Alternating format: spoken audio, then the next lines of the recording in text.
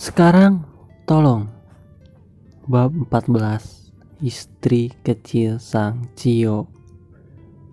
Di rumah sederhana Jidan dan Jia pasca diusir dari rumah masing-masing. Udah dong Hik, Jia capek. Jia bahkan sampai menangis saking lamanya ia muntah.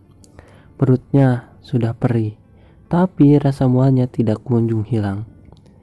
Dia terduduk di lantai kamar mandi yang dingin karena sudah lelah berjongkok. Seluruh badannya sudah lemas. Dia memejamkan matanya sambil berisak pelan. Tangannya mengelus perutnya, berusaha bernegosiasi dengan janinnya agar berhenti membuatnya mual. Udah ya, Zidan belum pulang.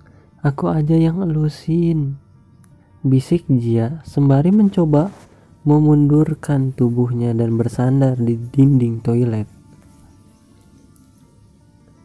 Jia memejamkan matanya dan mendongak ke atas, mencoba menahan rasa ingin muntahnya lagi. Isi perutnya seperti sudah keluar semua. Muntah kali ini paling parah dari sebelum-sebelumnya. Sekitar puluhan menit Jia terdiam dan mencoba mengontrol dirinya. Jia mendengar deru motor Jidan dan ia bernafas lega. Akhirnya yang ia tunggu sedari tadi pulang juga.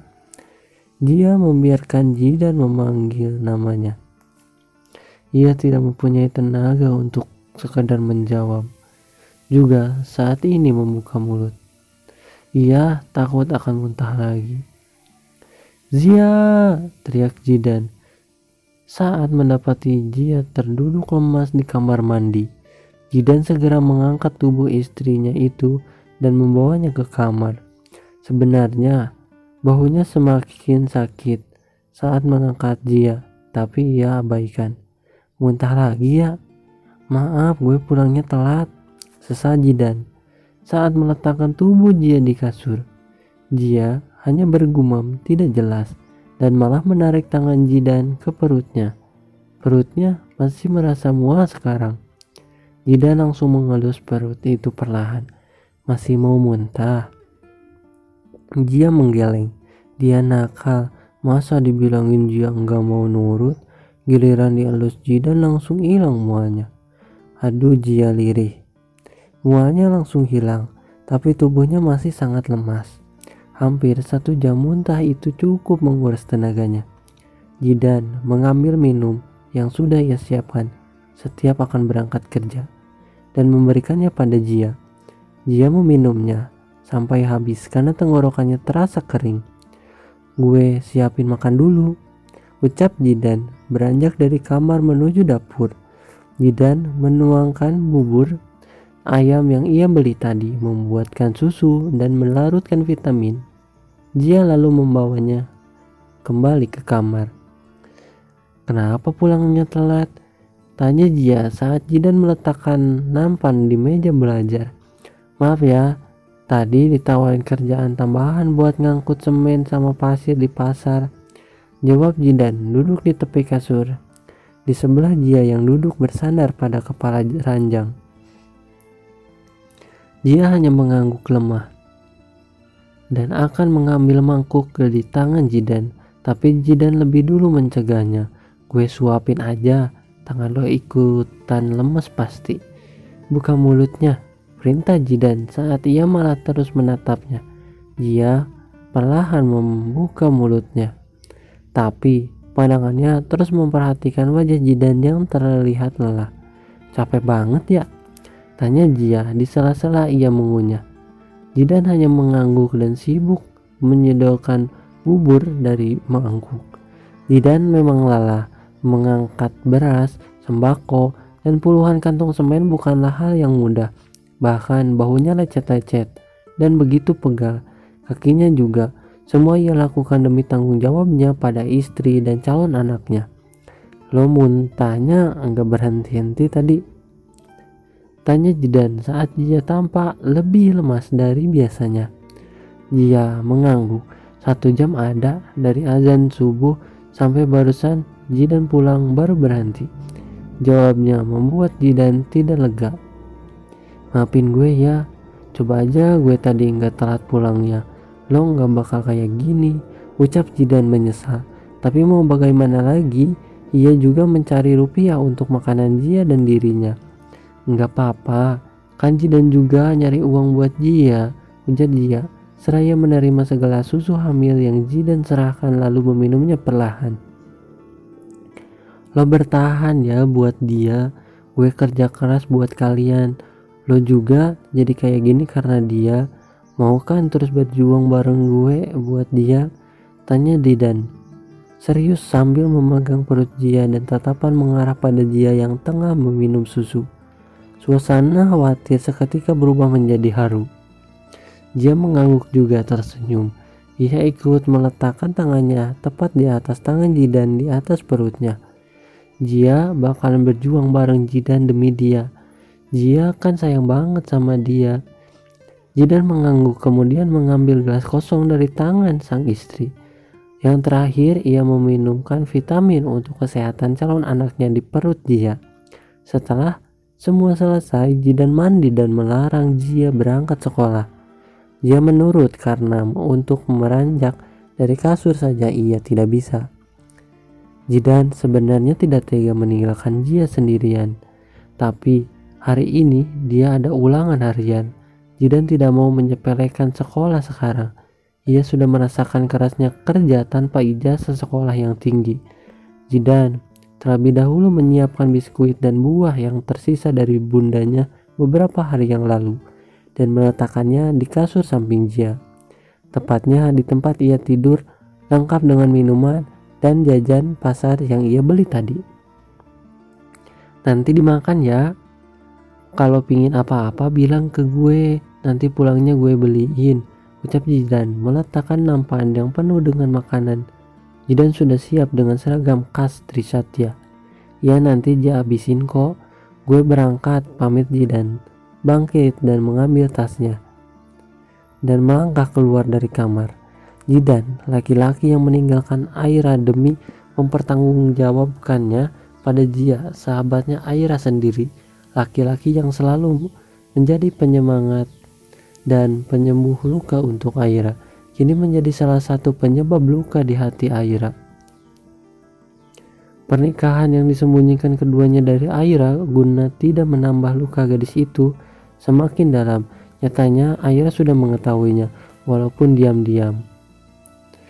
Lakuin sekarang, salah satu target tidak berangkat sekolah. Dia sendiri di rumah, ucap seseorang yang sedari tadi mengawasi rumah Jidan dan Jia.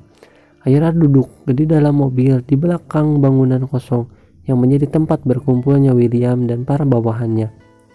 Dari jarak yang lumayan dekat ini, Aira dapat dengan jelas melihat William yang sedang bertelepon ke keluarganya. Hanya tidak dapat mendengar pembicaraan dengan jelas. Kekurangannya, Jia pasti udah diculik nih, batin Aira sembari melihat jam tangannya. Aira sudah menyelipkan satu orang suruhannya ke dalam orang-orang yang ditugaskan menculik Jia, jadi bisa mengurangi resiko. Setidaknya walaupun Jia terluka tidak akan parah. Wajah Aira berubah panik saat orang suruhannya mengirimi foto Jia yang berlumuran darah di sebuah ruangan. Sial, konsentrasi Arya terpecah. Mbak Dea belum mengabari lagi tentang perkembangan tugasnya. Yang bisa dia lakukan Aira adalah membantu William jangan sampai dia menemui Jia di jalan kenangan nomor 18 itu. Karena bisa saja nyawa Jia menjadi taruhannya. Jangan sampai sahabatnya nak mati konyol hanya karena dendam William padanya. Jidan sedang serius mengerjakan ulangan harian mata pekerjaan ekonomi. Tetapi entah kenapa sedari tadi perasaannya gelisah. Entah apa yang membuatnya tidak tenang seperti ini. Jidan, Hersya, teriak Bu Abijah selaku guru ekonomi. Jidan melonjak kaget.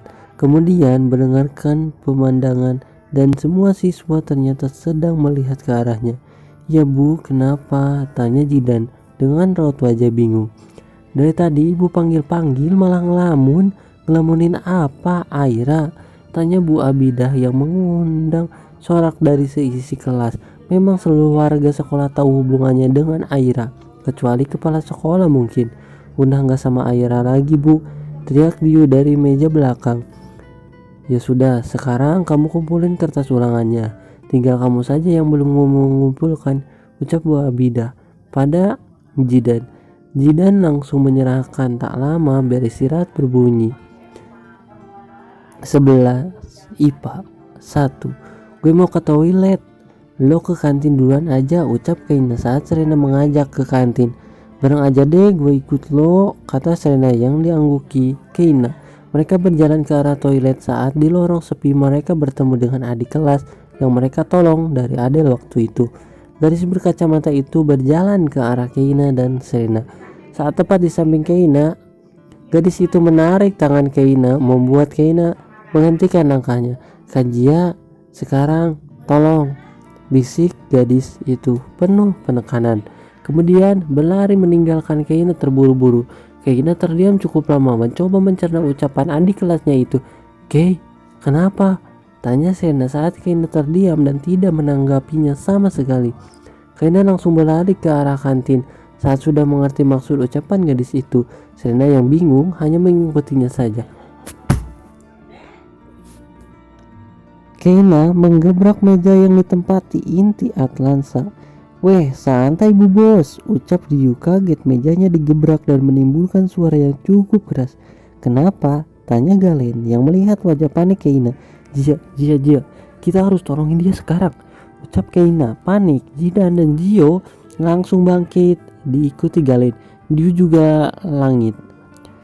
Jia kenapa? Tanya Jidan ikut panik. Jantungnya langsung berdetak kencang saat Keina menyebut nama Jia. Keina menggelengkan kepalanya. Nggak tahu, tapi tadi ada yang ngasih kode kalau Jia kenapa-napa.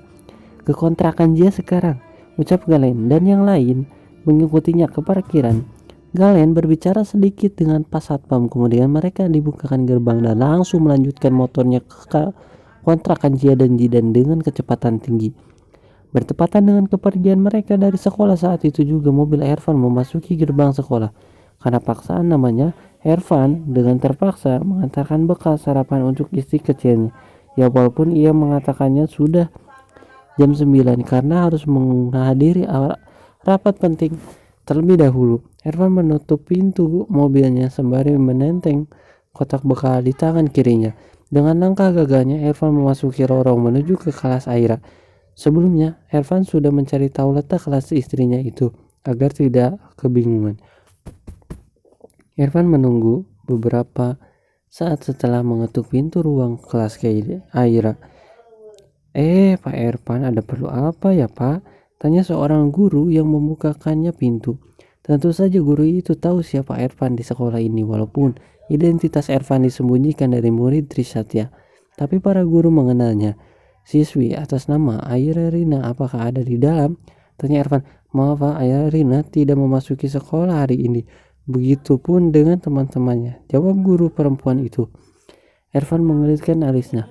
Kata mama tadi pagi Aira sudah berangkat lebih pagi. Lantas kemana istrinya itu? Apakah sedang bermain-main dengan temannya dan sudah janjian untuk bolos? Oh ya sudah, saya permisi. Pemain Ervan kemudian berbalik badan untuk kembali ke mobil. Istrinya itu suka sekali mengerjainya. Sudah ia luangkan waktu malah tidak di sekolah. Awas ya kamu nanti, gumam Ervan sembari melanjutkan mobilnya keluar dari Trisatya. Keina dan yang lain udah keluar dari sekolah. Aira sedikit bernapas lega saat membaca pesan dari Mbak Dea. Aira kemudian menundukkan kepalanya saat beberapa dari mereka melintas di depan mobilnya. Sampai saat ini William belum pergi juga. Semoga saja teman-temannya gerak cepat dan dia bisa menahan orang-orang yang di sini dan akan menarik orang-orang yang menjaga dia supaya datang kemari. Oke, jadi segitu aja di episode 14 ini. Thank you.